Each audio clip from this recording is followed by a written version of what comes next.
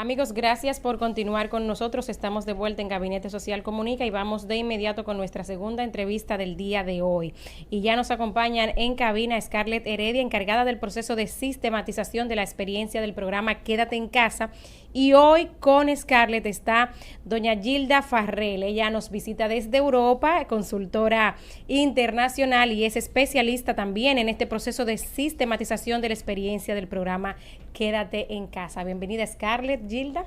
Muy buenos días, ¿cómo están? Doña Pedro. Gilda, ya hoy es su último día aquí en RD, se va mañana. Sí. Pero usted es italiana, pero está viviendo en Francia, según nos contaba fuera del aire. Sí. Qué bien. ¿Y qué tal? ¿Cómo le ha ido en esta semana en la misión que ha ejecutado y en cada una de las visitas que ha hecho? Bueno, me parece que con una organizadora como Scarlett no podía pasarse muy mal. Lo organizó todo al minuto, al segundo, pero aparte de eso, tuve una oportunidad de conocer de manera muy intensa, sea el trabajo de la administración pública, sea el trabajo de Banco Central, de las estructuras que fueron involucradas durante el COVID para dar respuestas a políticas de asistencia, de apoyo, pero también hemos hecho 2 acciones fuera del ministerio. Hemos encontrado académicos e investigadores que se ocuparon del análisis del proceso de Quédate en Casa y de las lecciones de cuál tipo de respuestas y de políticas públicas se hacen en los momentos de crisis. Y luego hemos encontrado las ONGs, organizaciones de la sociedad civil, que nos explicaron que cuando oyeron hablar de Quédate en Casa se dijeron vamos a la calle. Porque eso es verdad, eso pasó mucho. Porque vamos a la calle porque no se puede abandonar a la gente, ¿verdad? Claro, a ellos les tocaba trabajar mientras los demás se quedaban en casa. Sí. Y luego ayer... No, y también porque, perdón, ya esto es algo más de la idiosincrasia del dominicano. Le decían quédate en casa, pero muchos dominicanos iban al malecón a tomarse una cervecita para no sentirse agobiados. Tú te sabes, como para por lo menos respirar aire y salir de las 4 paredes. Claro, está muy bien. Que la mejor respuesta a quédate en casa es vamos a la calle. Sí. Yo también estoy perfectamente de acuerdo con eso, ¿verdad? Y estoy perfectamente de acuerdo porque implica una Sí, yo creo que solamente el cabezal, pero no solo una reacción muy humana, pero había mucho compromiso de las personas para ayudarse. Y finalmente fuimos a hacer un trabajo de campo en un barrio. En zona urbana y zona rural. Y trabajamos con una metodología que permite de dar la palabra a las personas sobre su percepción propia del bienestar y luego muy rápido, así en 2 horas, de hacer un poquito una síntesis que es muy visible para todos, dando a cada uno la oportunidad de expresarse de lo que son sus prioridades. Claro. Y así aprendí mucho. Hicimos 3 ejercicios. Y luego de 3 ejercicios tuve una percepción de qué son las prioridades de las personas en términos de su propio bienestar, qué es lo que le hace sentir mal, pero también entendí cuánto fueron capaces de tener una actitud de ayuda mutua durante el COVID. Sí. Y entonces lo que me parece muy importante en este trabajo no solo es sacar las lecciones de la respuesta política, pero de la resiliencia de su propio pueblo y también de la resiliencia de la administración pública. Claro. Porque lo que descubrí, hablando con uno y otro, también en modo informal, que aquí hubo mucha gente que se sacrificó para que las cosas funcionaran y poner en momentos de crisis una respuesta operativa y movilizar a las personas, eso no se moviliza solo con el salario, hay que movilizar esta parte humana que ama a su país, que ama a los otros, que tiene la voluntad de cooperar, ¿no? y me parece que el reconocimiento de eso es indispensable. Qué bueno escucharle a Sí. usted pues comentando Sí. eso precisamente. Usted que ha podido ir al origen de todo lo que hizo en la República Dominicana en ese proceso de crisis de salud, en la cual República Dominicana fue ejemplo a nivel internacional y felicitada por muchas instituciones internacionales sobre el manejo que incluso nos permitió salir quizás de esa crisis de salud antes que otros países. ¿Cuál cree que fue realmente la punta del iceberg en cuanto a ese éxito de ese manejo? Bueno, yo creo que aquí había algunos pilares fundamentales, porque lo que se construye en el tiempo es lo que sirve para la resiliencia, ¿verdad? Eso es así. Y no hay resiliencia que se invente. Y entonces aquí hay algunos aspectos fundamentales que, según mí, tienen que ser tomados en cuenta para diseñar la política pública. Uno, bueno, había ya bases de datos sobre la vulnerabilidad y una operatividad en términos de transferencia de recursos monetarios, ¿verdad? Uno puede tener a veces una visión crítica de estas transferencias monetarias, etcétera, pero había creado una capacidad operativa en la administración pública. Claro, el sistema estaba instalado ya con bastante tiempo de experiencia. Sí, eso existía.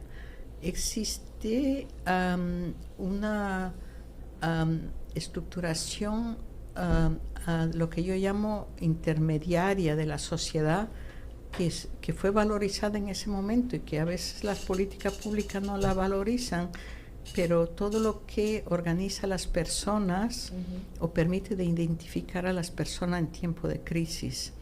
Las juntas de vecinos, las organizaciones no gubernativas, las iglesias. Entonces, no puede haber solo el Estado y el ciudadano individual. Lo que permite la respuesta son estas estructuras intermediarias, ¿verdad? Eso fue importante. Luego fue importante tener en algunos fondos de reserva, como por ejemplo Idopril, que era un fondo de reserva de los trabajadores contributivos. El Instituto Dominicano de Riesgos Laborales, Scarlett, ¿verdad? Y que fue utilizado para el programa FASE. Y entonces ahí había un fondo de reserva, una cobertura financiera, habían estructuras intermedias que sirvieron para identificar a las personas más allá de las bases de datos del SUBEN, y había el SUBEN con sus bases de datos capaz de favorecer un alargamiento horizontal de los beneficiarios que ya tenían en Comer Primero, y luego había una capacidad operativa de la administración pública. Y luego tenían este pueblo maravilloso que respondió, y creo que todo eso hace que las respuestas que buscamos a los problemas críticos o en momentos así, donde hay una necesidad de responder rápidamente, eso se construye en el tiempo. Claro, claro, pero por ejemplo, usted cuando en el COVID, en el 2020, ¿usted ya estaba viviendo en Francia o estaba en Italia? Bueno, yo tengo una vida un poco así. Exacto, usted es una ciudadana del mundo, le entiendo perfectamente. No, bueno, yo soy fundamentalmente un funcionario europeo de la Unión Europea. Entonces, pero estaba en Francia. Ok, pero entonces lo que yo quiero que nos comente y nos diga a nivel de experiencia, el contraste cultural que es tan grande entre Francia y República Dominicana. ¿Qué usted tomó de lo bueno de cómo se manejó el COVID en Francia a lo que vio aquí cuando llegó? O sea, tomando en consideración el desarrollo económico, cultural, histórico de ambos países. O sea, que son dos países diferentes, pero que teníamos un mal en común, que era el COVID. Ayer alguien me dijo, una persona muy sencilla, dijo una cosa muy importante. Yo creo que el COVID nos humanizó. Eso sí es verdad. Totalmente. y nos hizo tocar la fragilidad. Y creo que en parte la agilidad de la respuesta de los estados también en Europa se debió en parte al hecho que la gente más rica o que estaba mejor también fue tocada. Y eso es fundamental porque así a veces nuestros estados no toman en cuenta muy bien los problemas de la desigualdad, ¿verdad? Yeah. Y entonces la respuesta para quien es más pobre o más sencillo puede ser de menor calidad.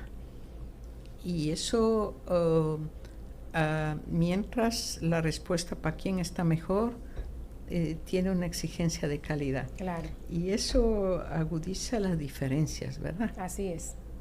Lo que el COVID sacó a relucir en Francia, le voy a decir, en Europa, es que la gente reconoció que sin algunos tipos de servicios que la hacía la gente más humilde, la sobrevivencia estaba en juego.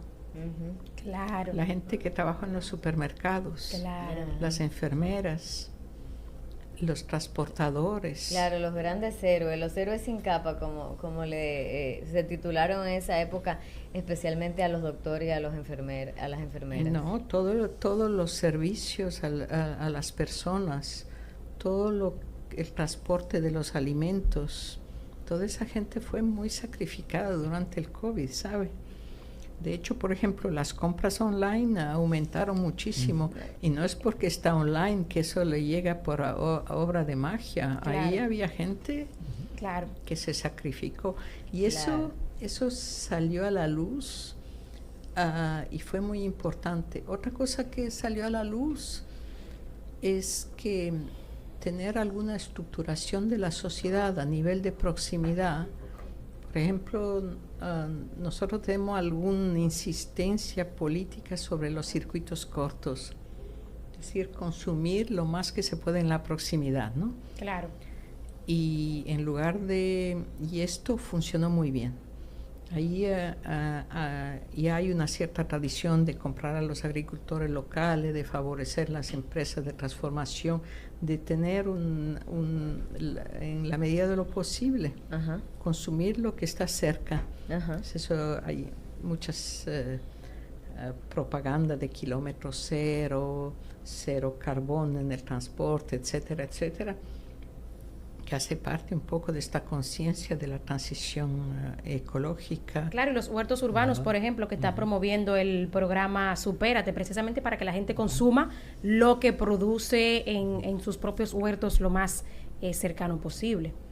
Scarlett, si pudieras comentarnos, ¿qué buscan con este proceso de sistematización de la experiencia del programa Quédate en Casa? ¿Por qué sistematizarlo? Excelente, gracias Roselvis por la pregunta. Recordar que nosotros estamos implementando acá como Expertise France un proyecto para fortalecer la resiliencia de los sistemas de salud y de protección social. Yo trabajo directamente con el sector de protección social y bajo este componente sobre este componente tenemos una sombrilla articuladora temática, la esencia de las mejoras, que es la protección social adaptativa, protección social en contexto de emergencias. Claro. Y a propósito fue de la pandemia de COVID. Entonces, hay varias iniciativas en las que hemos estado y seguiremos conversando que cursamos por el proyecto, un proyecto que financió Unión Europea a propósito con fondos delegados de AFD. Y en este caso hemos querido... ¿AFD qué es? Agencia Francesa de perfecto, Desarrollo, claro. Cooperación Francesa con fondos delegados de Unión Europea. Entonces, hemos querido sistematizar la experiencia del programa Quédate en Casa para levantar esa experiencia, las lecciones aprendidas, positivas y no tan positivas, que le permitan al sistema dominicano de protección social aprender de ellas e incorporar mejoras a los programas existentes y diseñar mejores políticas más asertivas y más cercanas a la gente, que se tome en cuenta el sentir de la población para que las mismas respondan a esto que ellos nos indican. Y para estos fines hemos abierto un proceso para el cual movilizamos a doña Gilda, una excelente, un perfil bastante robusto, ex funcionaria europea y una persona con un sentir de justicia. Ella dice y llama mucho a políticas sociales justas. Y por eso involucramos mucho a la gente. La hemos movilizado durante un proceso que se extenderá aproximadamente unos 4 o 5 meses. O sea, que usted se va mañana, ¿y cuándo vuelve? Bueno, ella está en una semana de misión en terreno, pero el resto del tiempo estará trabajando a distancia. Remoto, okay. Y antes de ya llegar aquí ya hubo un proceso de levantamiento previo. Durante esta semana, doña Gilda ha tocado las puertas, ha consultado a todas las instancias del sistema de protección social, pero también ha hecho otros importantes ejercicios. Tuvo encuentros con Banco Mundial, vamos más tarde a un encuentro con Crédito Público, hicimos unas mesas de diálogo ampliadas con investigadores y académicos sociales, con organizaciones de sociedad civil. Y como ella muy bien señala, ayer estuvimos todo el día en una interesantísima, yo creo que de la más sentida actividades que hemos realizado, todo el día varias jornadas con personas, con la gente, beneficiarios y no beneficiarios del programa, y ella implementó una metodología bastante interesante, un poco con el enfoque de bienestar o malestar. Pero cuéntenos un chin de eso, doña Gilda. Ustedes son unas curiosonas. ¿Verdad? Bueno, cuando yo dirigí por muchos años, fui el jefe del Servicio de Cohesión Social, Investigación y Prospectiva del Consejo de Europa, y a mí me interesaba mucho que la política pública se afinara conociendo los pueblos, y conociendo no solo quien tiene opinión o formación, no conociendo el pueblo sencillo, el que trabaja todos los días, el que está en la cárcel, las mujeres gitanas que son marginalizadas de nosotros, la gente que está en los hospitales psiquiátricos, todo el mundo cuenta, ¿verdad? Claro. Y entonces, no se puede estigmatizar tampoco. Eso, superar la estigmatización, que la tenemos todos, porque es un código de identificación del otro, ¿verdad? Implica que tenemos alguna capacidad de conocer el otro en una dimensión distinta. Exacto. Y entonces, esta metodología, que la hemos afinado en casi 10 años, consiste en recoger la palabra de los ciudadanos en modo proactivo, porque los ejercicios de participación son mucho bla, bla, bla, la gente habla, pero no se sistematiza. Entonces hay una frustración porque la gente no ve lo que ha dicho, no se refleja en su esencia. Y entonces, cuando yo era jefe de servicio, yo tenía un equipo y le digo, bueno, pero aquí vamos a cambiar un poquito eso para cuando le damos la palabra a la gente, la síntesis refleje lo que han dicho. Entonces, a lo largo de los años, trabajando con los ciudadanos, tenemos una técnica que parece muy sencilla, pero que en realidad obliga a las personas también simples a hacer un ejercicio de interpretación semántica de lo que dicen. Ya.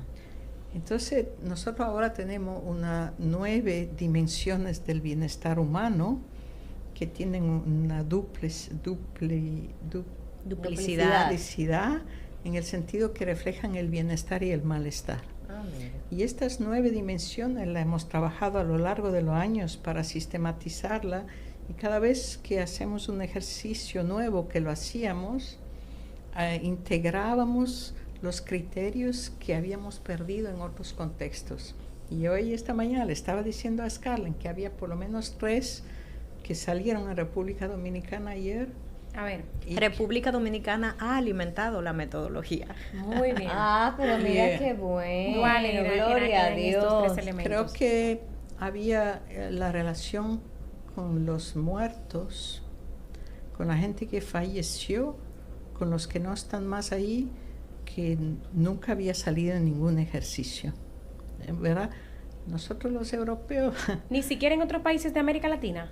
Bueno, yo nunca lo he hecho, Esta es una metodología que la concebimos en Europa y yo estuve un par de veces en África por razones en el Gabón. Y por ejemplo en el Gabón lo que me sorprendió, y es una cosa que lo incorporamos, es que estuvimos en un barrio absolutamente miserable donde las instituciones públicas nunca llegaban. La gente vivía ahí y sobrevivía como podía. Y cuando le hemos preguntado qué es el bienestar para usted o qué es lo que le produce bienestar, no lo sabían. Ay, mi madre. Nadie podía pensar en qué es lo que te produce bienestar, porque nadie en la vida le había dado nunca el chance. Ni siquiera lo conocían para describirlo e identificarlo. O a lo mejor lo habían vivido, pero no sabían que eso era bienestar. No, pero pensar que uno tiene el derecho al bienestar es tener una conciencia profunda de su propia dignidad, claro. ¿verdad? Ahí ya uno se da cuenta, y no lo dice en un tono despectivo, sino que es más bien desconocimiento, la importancia de educar y de concientizar y de que la gente sepa valorar cada cosa para poder definir si ha tenido o no bienestar. Sí, pero no es solo una cuestión externa de tener, es lo que tú sentir. piensas de ti. Ajá. Como de sentir ese wellness. Como El nivel dirían. de vulnerabilidad es tan grande en ese segmento poblacional que ni siquiera se sienten merecedores de ese bienestar. Bueno, eso sucedió en el Gabón, entonces ahí cambiamos y preguntamos por la primera vez al revés, ¿qué es lo que te hace sentir mal? ¿Qué es el malestar? Y las personas respondieron. Ahí sí sabían. Y ¿Y qué fue lo entonces, que más respondieron? Bueno, aquí hemos hecho un ejercicio de manera un poquito más simple.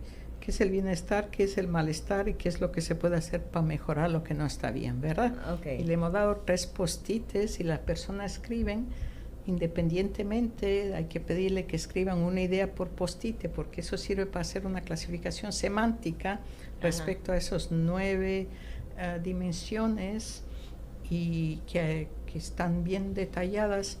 Y ayer lo que yo no hice, porque no teníamos el tiempo, es que nosotros damos a cada participante, mismo muy sencillo, unas hojas donde cada criterio que ellos tienen tiene una explicación semántica que les sirve para clasificarlo. Yeah. Y las personas clasifican juntas en pequeños grupos sus propios criterios y tienen una gestión de la complejidad sin darse cuenta. Y esto de hacer las metodologías accesibles, democráticamente accesibles a todo, es muy importante porque cada uno tiene cerebro para pensar, ¿verdad? Claro. Y el error es pensar que la gente no piensa. Ajá. O no le dejamos pensar. Eso también puede ser, ¿no? ¿Qué se encontró con respecto a la relación que tienen los dominicanos con los muertos que decía? Que me parece que esa es una variable que salió ahí. Bueno, ustedes son un pueblo con mucha pasión, así, está a flor de piel lo que se vive aquí, ¿no? Me parece, nosotros somos más racionales. La racionalidad se impone a veces sobre nuestra percepción inmediata de las cosas, ¿no? Tenemos una cultura no más fría, pero tomamos las distancias, así, ¿no? Eso hace parte de nuestra educación un poco, ¿no? Y ayer la gente lloraba, tenía lágrimas sobre este aspecto fundamental de la vida de ellos que le generaba malestar. Vaya. Y no se puede remediar con la política pública eso, ¿no? Pero lo que se puede hacer es reconocer que hay una dimensión importante, ¿ve? Ahí de respeto y que la gente pueda enterrar sus muertos dignamente. Y eso son cosas fundamentales, creo, ¿no? Sí, básicamente se trataba de esa gestión del desapego del padre, madre, hermano, y cómo aún habiendo transcurrido cierto tiempo, eso sigue impactando la vida de las personas, de quienes aún permanecemos aquí, y que no han sanado ese duelo. Exacto, genera una sensación de malestar. Hay desapegos aún no abordados, o sea, de manera positiva. Los entrevistados lo enlistan dentro de las cosas que le genera malestar. Así es, y si como dice doña Gilda, vimos y compartimos lágrimas, porque ese sentir es tan profundo, tan intenso, que impacta el día a día, y por eso es una dimensión que, como señala doña Gilda, ha resaltado en el ejercicio de ayer, y ella ya considera incorporar a la metodología porque la gente fue lo reincidente. considera Sí, sí. dentro de las variables que le genera malestar. Pero no era lo más importante. Eso es la consideración general que es más interesante, porque es un método donde se pasa 2 horas, 3 con las personas y tienes un diagnóstico muy distinto del que te hace un investigador que investiga a las personas, porque creas una interactividad inmediata y cada uno con su dignidad lee sus propios criterios y los explica. Le hemos dado mucho chance a las personas de explicar eso. Y entonces salió un panorama que puede ser que ustedes lo conocen, pero para mí me sorprendió. Es decir, el mundo de los afectos y de los conflictos está en la familia. Así, Hay mucha espiritualidad y mucha confianza en Dios, pero también para resolver los problemas que le tenemos que resolver humanamente. Claro, Entonces, se lo dejamos todo a Dios y Dios dice, ayúdate que yo te ayudaré, porque imagínense. y después, y claro, las carencias y la violencia fueron 4 dimensiones muy importantes. Y había una ausencia total de consideración de la relación con el Estado y con las políticas públicas. Vaya. Aquí los derechos fundamentales nadie lo menciona como tal. Hablan de sus propias carencias, de cómo está cara la canasta básica, el hecho de no tener una vivienda, de preocuparse porque la alimentación para sus hijos puede ser que mañana no está. El empleo se destacó. Muchas carencias. O sea que esos eran los malestares que ellos manifestaban. Claro, pero la relación con las instituciones inmediatamente así es inexistente. No le interesa cómo funciona la justicia, no le interesa cómo funcionan los derechos fundamentales. Sino que lo que le interesa es resolver su día a día en buen dominicano. Pero eso no es un buen dominicano, eso No, es un yo problema. sé que no. No, yo digo en buen dominicano, en un término, en un slang dominicano, o sea, como por utilizar una frase típica de nuestro país, o sea, que se puede entender, pero no es bueno, claro que no es para nada bueno. Es una carencia fundamental de formación. Claro. ¿Sabe qué? Cuando trabajaba, una vez jóvenes que no tenían 18 años, que vinieron del África del Norte, se suicidaron, que llegaron solos, como migrantes solos, y en Europa los niños que migran solos los acogen sin ningún proceso, con todos los defectos que tiene nuestra política de migración. Y de repente se suicidaron 2 chicos en Sevilla. Se tiraron del techo de un centro de acogida y me han mandado a ver qué es lo que pasó. Y bueno, me he ido a hacer Scouting. este viaje un poco desagradable, muy duro, y de repente entrevistando a los niños que estaban ahí, adolescentes, hemos descubierto juntos que el objetivo de ellos era trabajar para ganar dinero y devolvérsela a su familia que se quedó en el África del Norte. Y nosotros con nuestros derechos fundamentales poníamos a estos niños en la escuela. Y entonces el objetivo de ellos de mandarle dinero a la familia no se realizaba. Y nosotros decíamos que no, tú tienes que estudiar, porque tú tienes la edad para estudiar. Y ahí tuvimos que hacer una reflexión sobre nuestra cultura de derecho que le reconoce al niño el derecho de estudiar, y poníamos a estos niños migrantes en la escuela o en la formación, mientras la aspiración de ellos era otra. Era lo que nosotros consideramos el no derecho. Claro. Sí, ayer algo se destacó de lo que señalaba doña Gilda, que no necesariamente es que hay un enfoque de visibilizar los derechos, es que ni siquiera en ese grupo poblacional objeto del ejercicio había conciencia realmente de cuáles son los derechos fundamentales. Vaya. Es que es un tema de base, de estructura irrelevante. Totalmente. Si pudiéramos en esta parte final decirle a nuestra audiencia ¿Qué tanto se ha avanzado en este proceso de sistematización? ¿Qué han alcanzado y qué falta? ¿Para qué? Por ejemplo, porque pienso en los ejemplos para que la gente lo entienda, cuando llegue alguna eventualidad como la pandemia o algún desastre natural que implique que haya sistemas digamos, de transferencia, de protección social establecidos, ya sistematizados, como lo que buscan con la experiencia de Quédate en Casa, ¿qué tanto se ha avanzado en ese sentido? Que me parece que es lo que busca este proyecto. Sí, se ha avanzado mucho, como doña Gilda señaló, hay estructura país para dar respuesta y el programa Quédate en Casa así lo demostró. Sin embargo, lo que procuramos es el fortalecimiento de estos procesos y la identificación de oportunidades de mejora para que en los futuros escenarios se pueda incorporar y hacerlo mejor. Como doña Gilda ha señalado, hay un aspecto importante de política pública.